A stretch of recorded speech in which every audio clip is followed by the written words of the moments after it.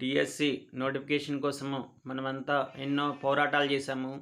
మరి మరి గెలిచినటువంటి కూటమి ప్రభుత్వము ముఖ్యమంత్రి గారు చంద్రబాబు నాయుడు గారు మరి మొట్టమొదటి సంతకము 16,347 డిఎస్సి పోస్టుల కోసము మరి సంతకం చేశారు.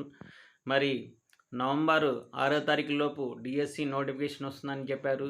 మరి అయితే ఇప్పుడు మార్చి 3వ తారీఖు వస్తుంది. మరి డిఎస్సి అభ్యర్థులందరికీ నేను తెలియజేస్తుందనగా మన ముందున్న కత్తాయిము మరి వీలైనటువంటి రిలీజ్ అయిన 16,347 డిఎస్సి పోస్టులు మరి వెంటనే మరి ఫిల్ చేయాలి. మరి అలాగే మరి కొంతమంది ఇంటర్నల్గా చెప్తున్న అధికారులు చెప్తుంది ఉన్న 16,347లో 10,000 పోస్టులు తగ్గిపోయే అవకాశం ఉందని చెప్తున్నారు.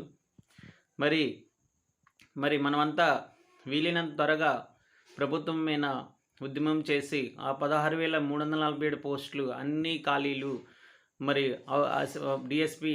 డిఎస్సి అభ్యర్థులందరికీ అవకాశాలు కల్పించేలా మనము ప్రయత్నం చేద్దాము.